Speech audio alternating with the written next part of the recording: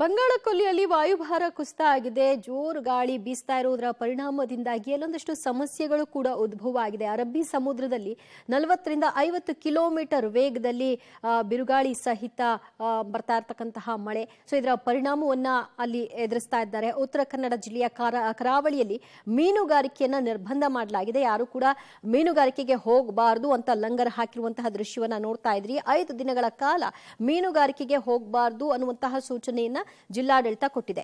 ಕಾರಣ ಬಿರುಗಾಳಿ ಬರ್ತಾ ಇರುವಂತಹ ಮುನ್ಸೂಚನೆ ಇದೆ. ಅದು ಕೂಡ 40 ರಿಂದ 50 ಕಿಲೋಮೀಟರ್ ವೇಗದಲ್ಲಿ ಬಿರುಗಾಳಿ ಬರುತ್ತೆ ಅನ್ನುವಂತಹ ಅಂದಾಜನ್ನ ಮಾಡ್ತಾ ಇದ್ದಾರೆ. ಉತ್ತರ ಕನ್ನಡದ ಬಂದರಿನಲ್ಲಿ ಸದ್ಯ ಲಂಗರ್ ಹಾಕಿರುವಂತಹ ಬೋಟ್ಗಳನ್ನ ನೋಡ್ತಾ ಇದ್ದೀರಿ.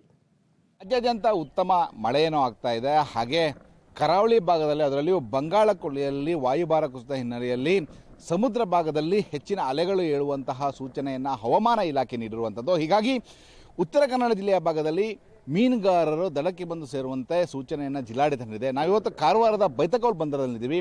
ಇಲ್ಲಿ ಯಾವ ರೀತಿಯ ಸ್ಥಿತಿ ಇದೆ ಅನ್ನೋದನ್ನು ನಿಮಗೆ ನಾನು ತೋರಿಸ್ತೇನೆ. ನೀವು ನೋಡ್ಬೋದು, ಈ ಭಾಗದಲ್ಲಿ ಈಗಾಗಲೇ ಮೀನುಗಾರಿಕೆ ತೆಗೆದಂತಹ ಬೋಟುಗಳು ಕಾರವಾರದ ಬೈತಕೌಲ್ ಬಂದರಿನಲ್ಲಿ ಲಂಗೂರು ಹಾಕಿರೋದನ್ನು ಕಾಣ್ಬೋದು. ಸುಮಾರು 10,000ಕ್ಕೂ ಹೆಚ್ಚು ಮೀನುಗಾರರು ಈ ಭಾಗದಲ್ಲಿರುವಂಥದ್ದು.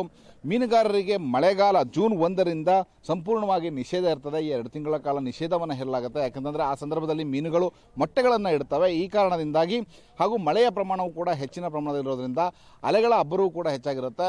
ಇವೆಲ್ಲ ಕಾರಣದಿಂದಾಗಿ ಮೀನುಗಾರಿಕೆಗೆ 2 ತಿಂಗಳ ಕಾಲ ನಿಷೇಧವನ್ನು ಹೇರಲಾಗುತ್ತೆ. ಆದರೆ ಇದೀಗ ಬಂಗಾಳ ಕೊಲ್ಲಿಯಲ್ಲಿ ಹವಾಮಾನ ವೈಪರೀತ್ಯ ಕಂಡಿರುವಂಥದ್ದು ಏನು ವಾಯುಭಾರ ಕುಸಿತ ಆಗಿರುವಂದಾಗಿ ಈ ಭಾಗದಲ್ಲಿ ಈಗ ಮೀನುಗಾರರಿಗೆ ದಡಕ್ಕೆ ಬಂದು ಸೇರಲಿಕ್ಕೆ ಸೂಚನೆಯನ್ನು ನೀಡಿದೆ. ಯಾವುದೇ ಕಾರಣಕ್ಕೂ 1 ವಾರಗಳ ಕಾಲ ಮೀನುಗಾರರು ಆಳ ಸಮುದ್ರದಲ್ಲಿ ಮೀನುಗಾರಿಕೆ ತೆರಳದಂತೆ ಒಂದು ಸೂಚನೆಯನ್ನು ನೀಡಿರುವಂಥದ್ದು. ನೀವು ನೋಡ್ಬೋದು, ಈಗ ಸಾಕಷ್ಟು ಮೀನುಗಾರಿಕಾ ಬೋಟ್ಗಳು ಈಗ ಲಂಗೂರು ಹಾಕ್ತಾ ಇರುವಂಥದ್ದು. ಯಾಕಂತಂದರೆ ಉತ್ತರ ಕನ್ನಡ ಜಿಲ್ಲೆಯ ಕರಾವಳಿ ಭಾಗದಲ್ಲಿ ಮೀನುಗಾರಿಕೆಗೆ ತೆರಳುವಂತಹ ಬೋಟ್ಗಳು ಒಂದು ಆಳ ಸಮುದ್ರಕ್ಕೆ ತೆರಳುತ್ತವೆ.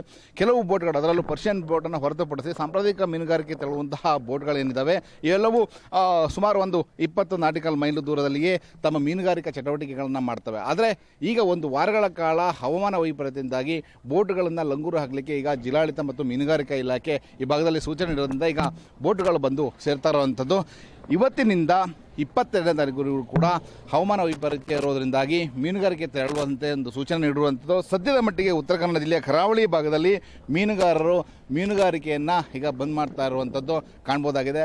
ಒಟ್ಟಿನಲ್ಲಿ ಉತ್ತರ ಕನ್ನಡ ಜಿಲ್ಲೆಯಲ್ಲಿ ಇನ್ನು 1 ವಾರಗಳ ಕಾಲ ಮತ್ಸ್ಯ ಬೇಟೆಗೆ ಸಂಪೂರ್ಣವಾಗಿ ನಿರ್ಬಂಧ ಇರ್ತದೆ. ಇನ್ನೂ ಹೆಚ್ಚಿನ ಮಳೆ ಏನಾದರೂ ಬಂದರೆ, ವಾಯುಭಾರ ಕುಸಿತ ಆದರೆ ಮತ್ತು ಹೆಚ್ಚು ದಿನಗಳ ಕಾಲ ಮೀನುಗಾರಿಕೆಯನ್ನು ನಿಷೇಧ ಹೇರುವಂತಹ ಸಾಧ್ಯತೆಗಳಿದ್ದಾವೆ. ಕ್ಯಾಮರಾಮನ್ ಸುರೇಶ್ ಜೊತೆ ನವೀನ್ ಸಾಗರ್, ಪಬ್ಲಿಕ್ ಟಿವಿ, ಕಾರವಾರ.